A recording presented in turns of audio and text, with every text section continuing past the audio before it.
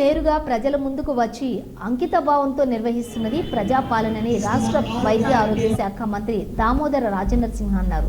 6 గ్యారెంటీలను కాంగ్రెస్ ప్రభుత్వం చిత్తశుద్ధితో అమలు చేస్తుందన్నారు.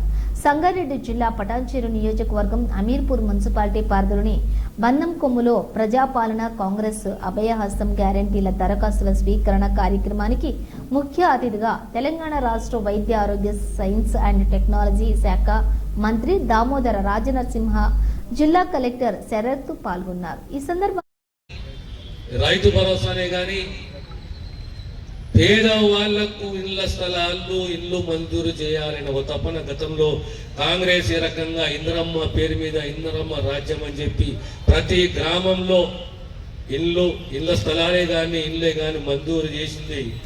అదే రీతిలో అదే పద్ధతిలో మళ్ళీ కాంగ్రెస్ ప్రభుత్వము మంజూరు చేయాలని తపనతోటి ఆలోచనతోటి ఈ గ్యారెంటీలలో సమకూర్చి మీకు అప్లికేషన్ ఇచ్చి